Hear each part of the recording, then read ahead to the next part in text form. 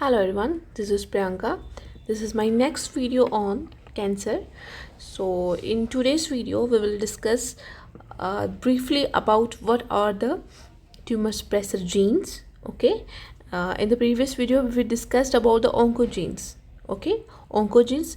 What are the oncogenes? The genes that cause the cancer. Okay, so what are the proto-oncogenes? The genes that overexpress themselves and are transformed into the oncogenes and finally they cause cancer. So आज हम पहले briefly जो जितना भी हमने पीछे पढ़ा है लास्ट वीडियोस में कैंसर के बारे में वो हम पहले समराइज करेंगे and after that we will move to the tumour suppressor genes. Okay, so cancer है is a genetic disease and is mostly caused by somatic mutations. Okay, genetic disease है और होता कैसे है बाय द सोमैटिक म्यूटेशंस. ठीक है, मतलब दो टाइप के सेल्स होते हैं हमारी बॉडी में. एक होते हैं सोमैटिक सेल्स, एक होते हैं जर्मिनल सेल्स. ठीक है, तो कैंसर आपने देखा होगा. हम बात करते हैं कैंसर की, तो कैंसर सबसे पहले आपने सुना होगा कि कैंसर हेरिडिटरी नहीं होता है. ऐसा नहीं है कि कैंसर अगर पेरेंट को है, ठीक है, ये बहुत इंपॉर्टेंट पॉइंट है, अगर पेरेंट को है तो वो आगे ऑफस्प्रिंग्स में भी होगा, है ना. ऐसा कैंसर के केस में नहीं होता है. ठीक है, क्यों? बिकॉज कैंसर जो होता है ये कौन से सेल्स में होता है? सोमैटिक सेल्स में. Okay, somatic cells. ठीक है, तो सोमैटिक सेल्स में ये होता है, इस वजह से ये हेरिडिटरी नहीं होता है. It's doesn't transfer from parent to the offsprings. Okay, अगर ये जर्मिनल सेल्स में होता, ओके, ये जो जीन्स हैं अगर ये जर्मिनल सेल्स में प्रेजेंट होती तो डेफिनेटली ये हेरिडिटरी होना था. ठीक है, तो इसलिए हम इसको सोमैटिक जो सेल्स में जो म्यूटेशंस आती हैं, तो सोमैटिक सेल्स में म्यूटेशंस की वजह से ये कैंसर होता है. ओके, अब जो कैरेक्टरिस्टिक्स प्रॉपर्टी है कैंसर सेल्स की, ठीक है, तो वो हैं क्या? वो actually they are the consequences of the genetic changes in the tumour cells. ठीक है, जितने भी आपके ट्यूमर सेल्स हैं, जो ट्यूमर सेल्स होते हैं, ठीक है, ट्यूमर सेल्स हैं ये, अब इनमें कोई भी अगर जेनेटिक चेंज आ रही है, ठीक है, कुछ भी अगर जेनेटिक चेंज आ रही है, ठीक है, मतलब और म्यूटेशन हो रहा है, तो इस म्यूटेशन की वजह से ये आगे कैंसर कॉज होगा. ठीक है, it leads to the genome instability. ठीक है,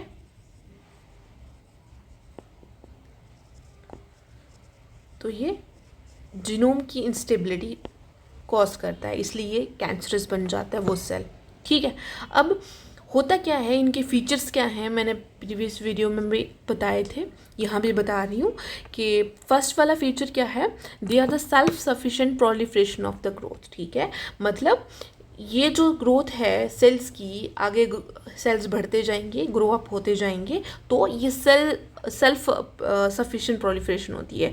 एक्सटर्नल फैक्टर या कोई भी इनकी ज़रूरत नहीं होती है इनको, ये खुद ही बढ़ते जाते हैं. ठीक है, सेकंड पॉइंट क्या है, they are refracted to the inhibitory signal. ठीक है, जो भी आपके इनहिबिटरी सिग्नल्स होंगे उनको ये रिस्पॉन्स नहीं करेंगे. ठीक है, मतलब ये जो है ये ग्रोथ करते जाएंगे और ये कैंसर सेल इनका बनता जाएगा. ठीक है, उसके बाद survival without the survival signals. ठीक है, इनको हमारी बॉडी के इम्यून सिस्टम से किसी से भी सर्वाइवल सिग्नल्स नहीं मिल रहे हैं.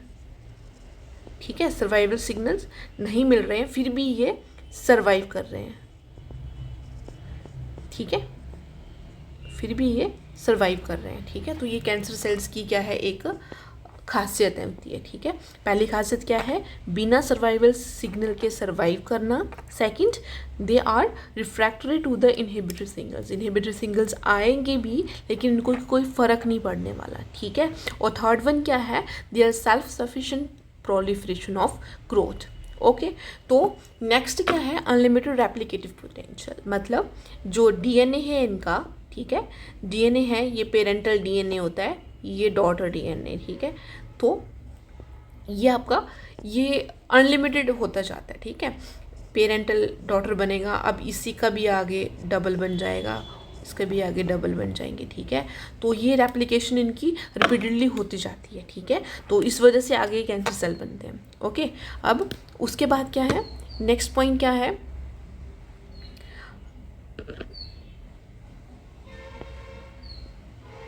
इन्वेजन एंड मेटास्टेसिस, ठीक है। मेटास्टेसिस मैंने बता दिया, ठीक है। मेटास्टेसिस क्या होता है, जब ये कैंसर आपका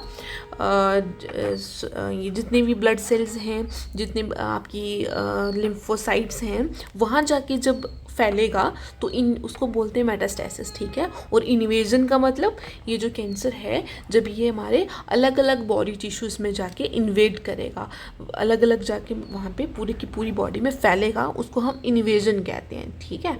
तो ये था कैंसर सेल के बारे में और कैंसर सेल के फीचर्स क्या क्या होते हैं, ठीक है। तो उसके बाद जितने भी इसमें जो जितने भी जैसे ये जीन्स हैं, ठीक है, यहाँ पे क्रोमोसोम्स हैं, ठीक है। तो इन क्रोमोसोम्स में there are number of alterations,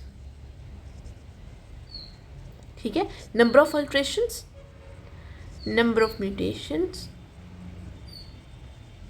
ठीक है, म्यूटेशंस। और क्या होता है, there is change in number, ठीक है।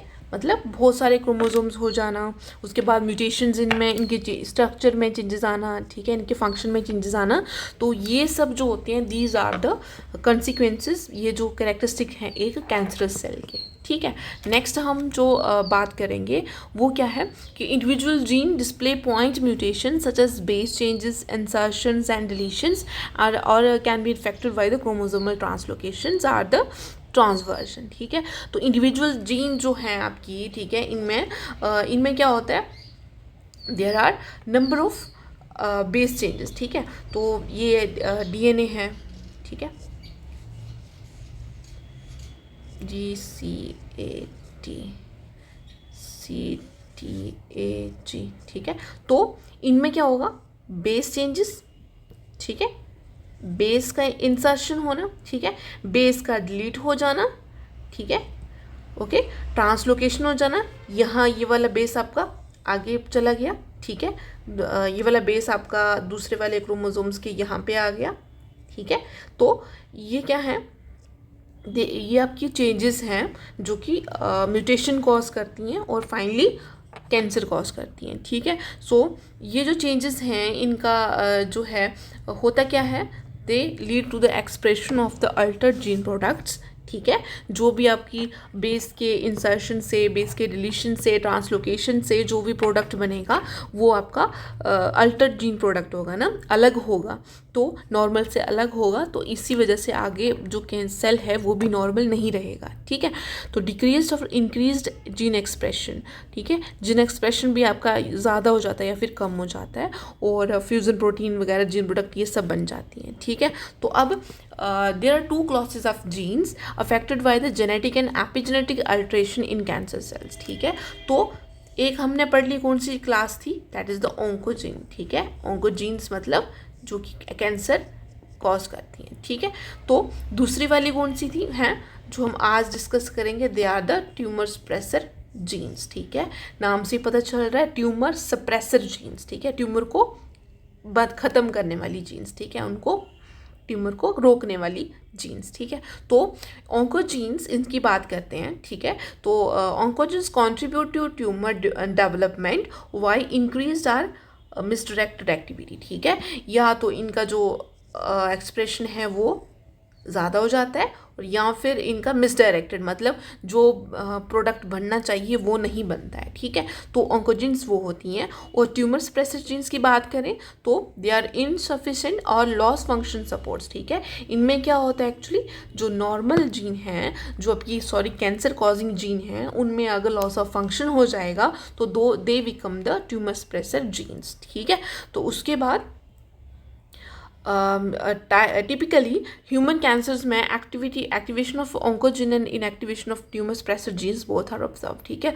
दोनों चीज़ें ऑब्जर्व की जाती हैं। oncogenes हमने कौन कौन सी होती हैं, क्या होती हैं, डिस्कस कर लिया है और आज हम पढ़ेंगे डिटेल में ट्यूमर सप्रेसर जीन्स क्या होती हैं, ठीक है। सो अब बात करते हैं, पहले ऑन्कोजीन्स हैं, दे स्टिमुलेट द प्रोलिफरेशन, ठीक है, मतलब प्रोलिफरेशन मतलब सेल्स का डिवीजन होना, और इनहिबिट डिफरेंशिएशन मतलब सेल को ये डिफरेंशिएट नहीं होने देते, सेल को अपनी आइडेंटिटी नहीं एक्वायर करने देते ऑन्कोजीन्स। और थर्ड वन क्या है, दे इनहिबिट द एपोप्टोसिस, ठीक है। एपोप्टोसिस मतलब सेल डेथ का जो है वो इनको नहीं होने देते, मतलब कंटिन्यूसली सेल को डिवाइड होने देते हैं और इनको एपोप्टोसिस नहीं होने देते। ये कौन सी हैं, ऑन्कोजीन्स हैं, ठीक है। अब ट्यूमर सप्रेसर जीन्स कौन सी हैं, ये इनके ऑपोजिट होती हैं, ठीक है। दे इनहिबिट द प्रोलिफरेशन, ठीक है, मतलब प्रोलिफरेशन नहीं होने देती हैं, डिफरेंशिएशन को प्रमोट करती हैं और स्टिमुलेट एपोप्टोसिस। तो नॉर्मल आपकी बॉडी ग्रोथ के लिए ट्यूमर सप्रेसर जीन्स का होना ज़रूरी है, ठीक है। ऑन्कोजीन्स कैंसर कॉज करती हैं और ये कैंसर को नहीं होने देती हैं, ठीक है।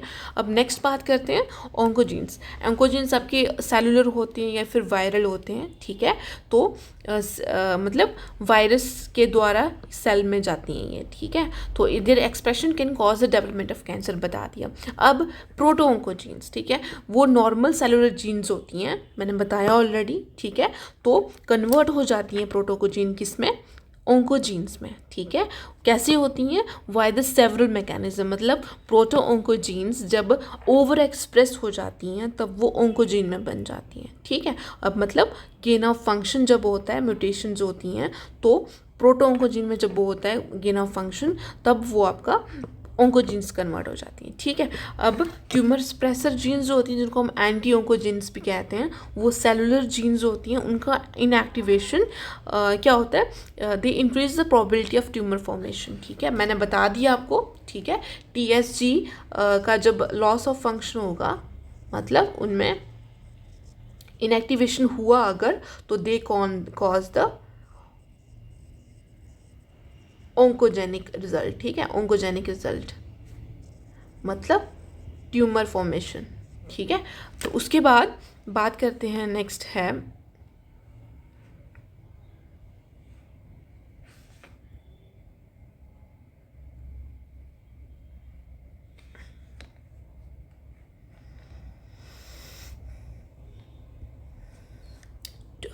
ऑन्कोजीन्स आर, ये बता दिया। अब नेक्स्ट बात करते हैं प्रोटो ऑन्कोजीन के बारे में, ठीक है।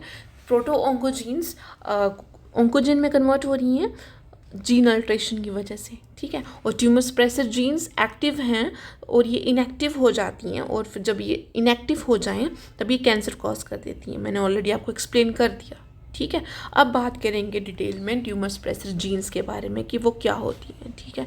तो ट्यूमर सप्रेसर्स होते हैं, उनको हम क्या कहते हैं, they are known as the guardians against the DNA damage, ठीक है। तो स्लोज और इनहिबिट सेल प्रोलिफरेशन, मतलब सेल प्रोलिफरेशन को ये नहीं होने देती हैं, एक चीज़, एंड प्रिवेंट्स डैमेज्ड और abnormal cells from becoming malignant, ठीक है। ये आपका सारा का सारा जो पार्ट है ये समझने वाला है, कॉन्सेप्ट बिल्डिंग पार्ट है, प्लीज़ ध्यान से पढ़िएगा।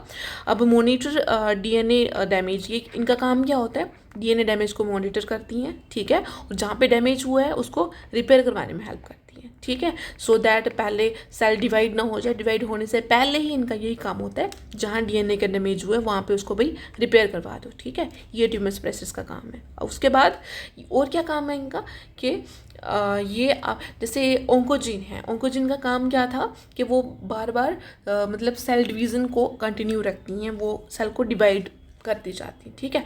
लेकिन ट्यूमर सप्रेसर क्या है, जब ये देखेंगे कि DNA में कोई डैमेज है और सेल डिवाइड कर रहा है, तो ये डिवाइड होने से पहले ही उसको सिग्नल देंगी कि नहीं कोई खराबी है इसमें, सेल डिवीज़न को अरेस्ट किया जाए, ठीक है। तो ये ग्रोथ अरेस्ट रिस्पॉन्स देती हैं, और जो कुछ DNA चेक पॉइंट्स पे, ठीक है, जैसे कि पहला G1 फेज पे, ठीक है, और दूसरा G2 फेज पे, ठीक है।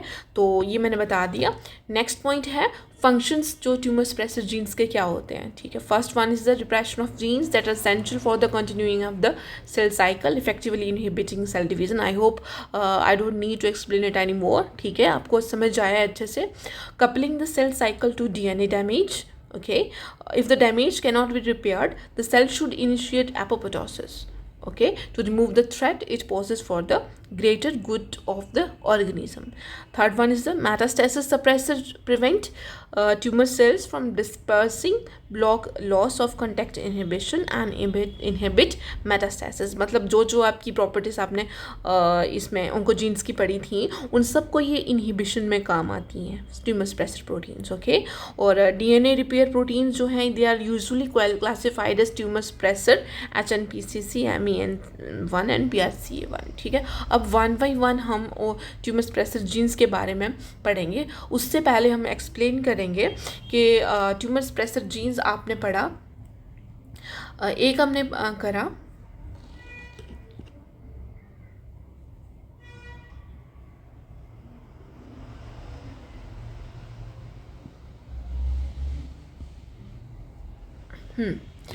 एक आपने पढ़ा कि जो ट्यूमर सप्रेसर जीन्स होती हैं, ठीक है, वो जेनेटिक चेंज.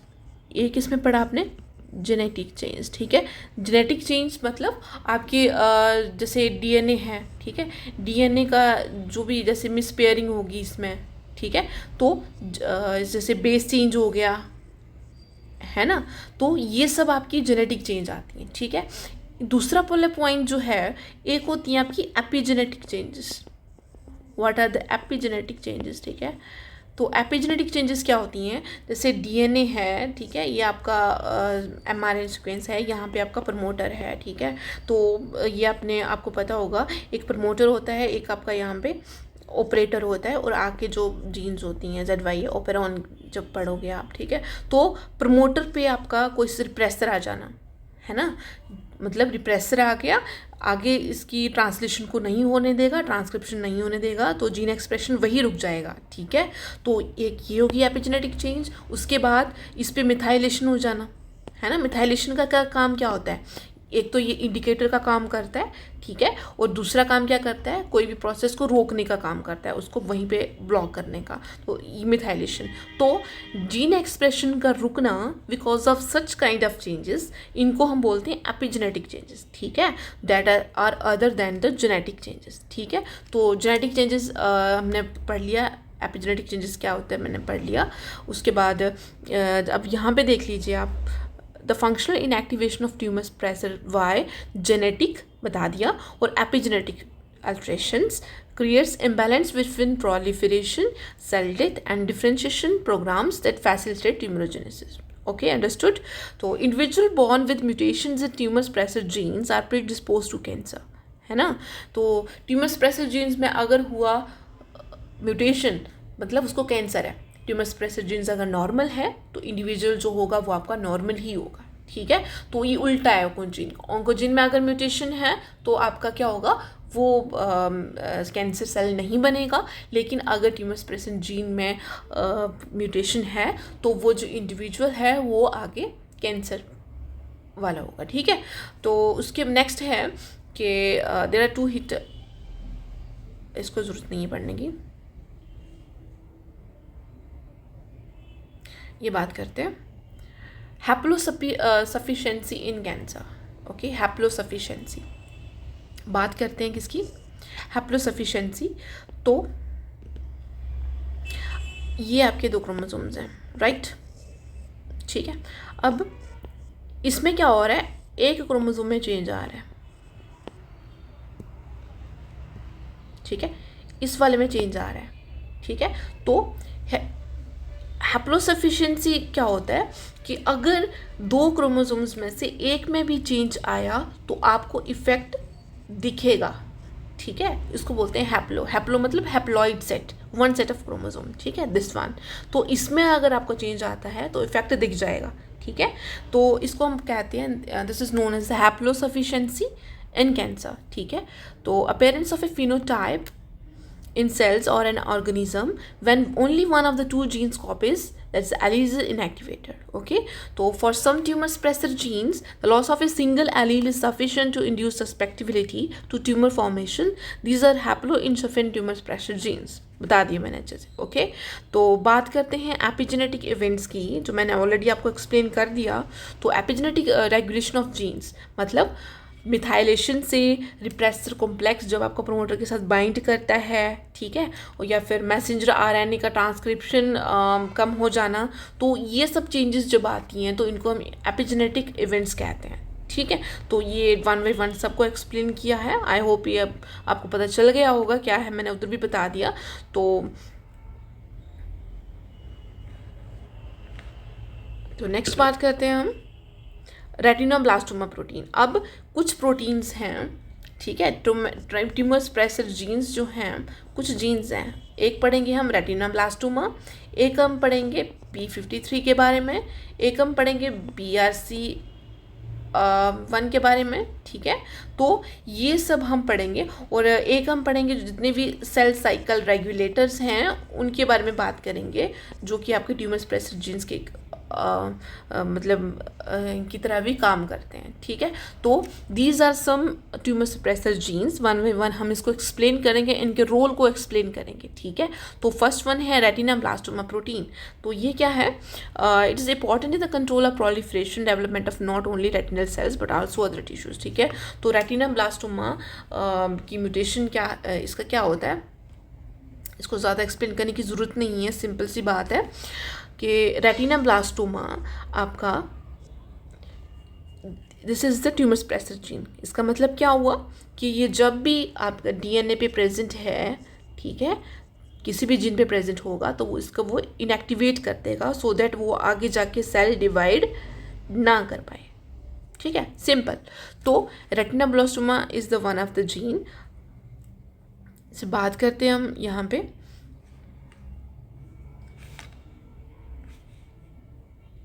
जैसे सेल साइकिल है, सेल की बात कर रहे हैं, ठीक है। सो G1 फेज है, this is G2 phase, this is S phase, sorry this is S phase,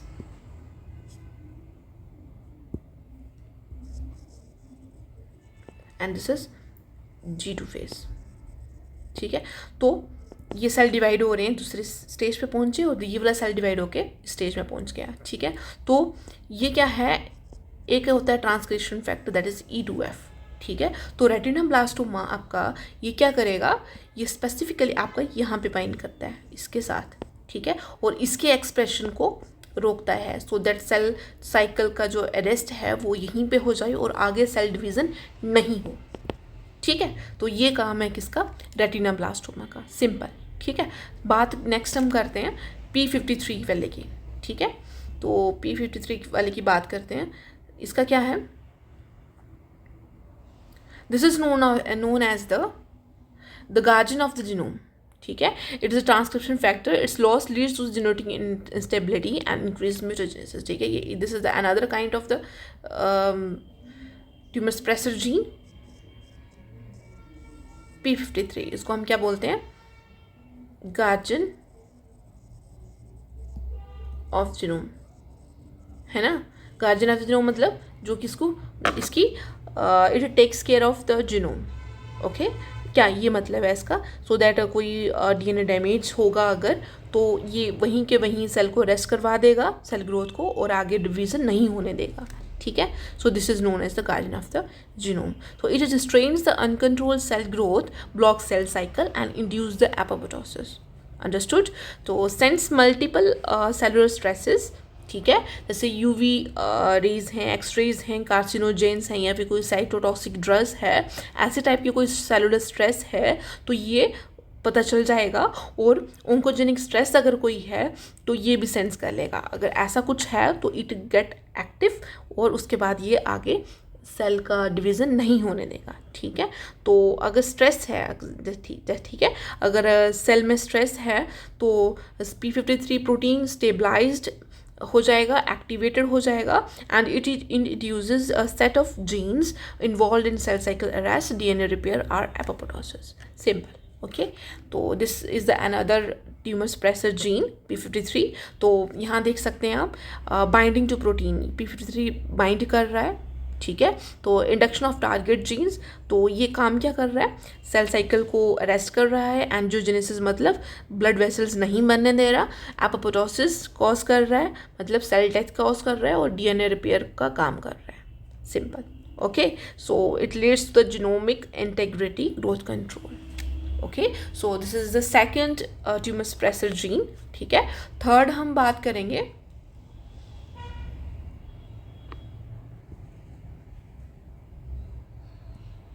हाँ, एक और पॉइंट है, ये जो P53 है जब ये डीएनए पे बाइंड करेगा एपोप्टोसिस कॉज कर देगा, ठीक है। तो P53 ट्रांसक्रिप्शन जब होगी इसकी, ये P21 को एक्टिवेट करेगा, अनदर फैक्टर। तो this is the CDK inhibitor, ठीक है। सीडीके का काम क्या होता है, सेल साइकिल को आगे करवाते जाना, ठीक है। सेल साइकिल एक सेल एक स्टेज पे दूसरे स्टेज पे लाने के लिए कुछ सीडीकेस काम आते हैं, ठीक है। तो ये जो सीडीके को इनहिबिट करने का काम करता है P21, ठीक है। तो ये काम क्या करता है, it inhibits the G1 CDK cyclin, ठीक है। तो जो कि सेल साइकिल अरेस्ट कॉज करेगा, सिंपल, ठीक है। अब नेक्स्ट जो है दिस हम पढ़ेंगे द फॉस्फेटेज, ठीक है। तो P10 phosphatase and tensin homolog negatively regulate cells proliferation, ठीक है। तो ये जो P10 है ये भी आपका सेल प्रोलिफरेशन को रोकता है, ठीक है। तो अगर लॉस ऑफ फंक्शन हो जाए P10 में तो इट कॉजेज द कैंसर, ठीक है। तो somatic inactivating mutations in P10 are frequently found in glioblastoma, endometrial carcinoma and prostate adrenocarcinoma, in sporadic cancer of breast, thyroid और लंग स्टोमा, ठीक है। ये सब के कैंसर में यहाँ पे इसकी म्यूटेशन हुआ होता है, ठीक है, सिंपल। अब नेक्स्ट बात करते हैं, यहाँ पे देखिए आप इसका rule,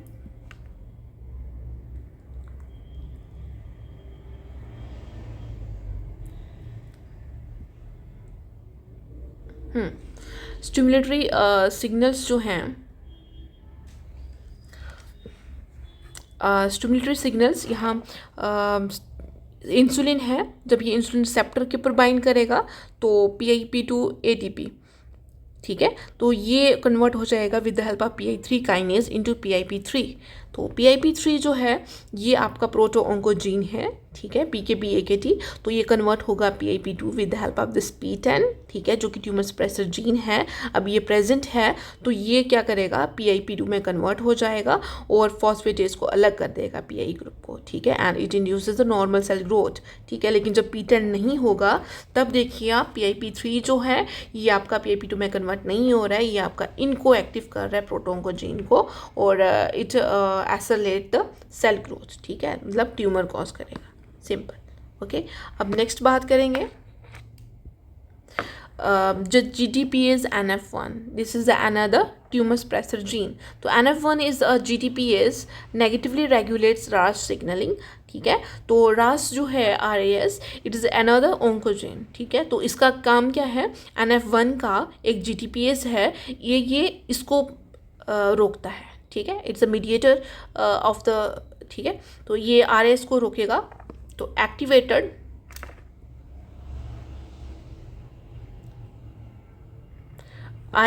RAS-GTP is inactivator to RAS-GDP via the NF1, ठीक है। तो ये आपके जितने भी ट्यूमर रिप्रेसर जीन्स अभी अपने जो पढ़े हैं सभी को एक एक करके याद रखना है, ठीक है। तो mutated in neurofibromatosis and ग्लियोमास, simple, ठीक है। तो बात करते हैं आगे हम BRCA1 एंड BRCA2 के बारे में, ठीक है। तो they are the tumor suppressor genes and are involved in DNA repair of double strand breaks, ठीक है। तो DNA रिपेयर में ये काम आते हैं, BRCA1 BRCA2 मोस्ट इंपॉर्टेंट याद रखना है, ठीक है। तो म्यूटेशन BRCA1 में दैट इज़ द क्रोमोसोम 17 या फिर BRCA2 क्रोमोसोम 13, ठीक है, इनका काम they cause decrease stability of the human genome and result in the dangerous gene rearrangement that can lead to the hemolytic cancer, simple, ठीक है। तो BRCA1 BRCA2 tumour suppressor genes हैं, सिंपली आपको यही याद रखना है, ओके, ठीक। तो नेक्स्ट जो है ये रहेगा हमारा roots to genetic instability based on defective DNA repair, BRCA1 BRCA2 पढ़ा। तो यहाँ पे देखिए एक्सीजन रिपेयर जीन है, ये दोनों हैं, ठीक है। तो फर्स्ट म्यूटेशन एक क्रोमोसोम पे हो रही है, सेकंड म्यूटेशन दोनों क्रोमोसोम पे। तो इसको हम UV रेडिएशन, ठीक है, कार्सिनोजन के एक्सपोजर जब करेंगे तो ये जेनेटिक इंस्टेबिलिटी हो जाएगा, मतलब कैंसर बन जाएगा। तो इसको हम बोलते हैं ज़ीरोडर्मा पिगमेंटोसम, ठीक है। एक्सिजन रिपेयर जीन का जो म्यूटेशन होता है इसको हम ज़ीरोडर्मा पिगमेंटोसम कहते हैं, मोस्ट इंपॉर्टेंट। अब मिसमैच रिपेयर जीन में देखो, यहाँ पे पहले फर्स्ट म्यूटेशन, सेकंड म्यूटेशन, उसके बाद जेनेटिक इंस्टेबिलिटी होगी and it causes the hereditary non polyposis colon cancer, simple. Okay, so ये था आपका किसके बारे में, DNA repair enzymes BRCA1 BRCA2 के बारे में, सिंपल, ठीक है। अब फिजिकल फैक्टर्स, केमिकल फैक्टर्स जो हैं और वायरसेस, 3 होते हैं, ठीक है। तो इनका काम क्या है, the change of the somatic cell genome, ठीक है। ओके, तो 4 टाइप के फैक्टर हैं, physical factor, chemical factor, viruses, genetic factor. तो ये क्या काम करते हैं, ये आपका सोमैटिक सेल जीनोम को चेंज कर देते हैं, मतलब उसमें म्यूटेशन लाते हैं, ठीक है। तो चेंज जब आया तो क्या बनेगा, प्रोटोऑन्कोजीन एक्टिवेशन एक साइड पे और दूसरा साइड पे होगा ट्यूमर सप्रेसर जीन इनहिबिशन, ठीक है। मतलब दोनों साइड ओंकोजीन्स बन रही हैं। तो ये जब आगे ये क्या करेंगे, expression of the expression of altered genes, non expression of regulating genes, है ना। तो they cause the malignant tumour, ठीक है। तो ट्यूमर जो है, मैलिग्नेंट ट्यूमर मैंने बताया था क्या होता है, जो कि पूरी बॉडी में फैलता है, ठीक है। तो वो कैसे होता है, 4 फैक्टर होते हैं, physical factor, chemical factor, viruses and the genetic factor. जब वो एक नॉर्मल ह्यूमन जीनोम को जब उसमें अल्ट्रेशन लाते हैं तो क्या होगा कि ओंकोजीन एक्टिवेशन होगा और दूसरी side tumour suppressor gene inactivate हो जाएगा, मतलब कैंसर कॉज होने के पूरे चांसेस हो गए यहाँ पे, ठीक है। तो वो क्या करेंगे, they leads to the expression of altered genes, ठीक है। तो and non expression of the regulating genes and they leads to the formation of this malignant tumour, ठीक है, सिंपल। तो अब क्या है, ये था आपका ट्यूमर सप्रेसर जीन्स के बारे में, मैंने बता दिया आपको अच्छे से, ठीक है। तो if you guys really like this video, if you guys really found this video helpful for your preparation, please subscribe and share more and more this channel so that I got encouraged to upload more such videos and more helpful content, and I'm trying to improve the video quality as well as content quality, so thank you so much, please support.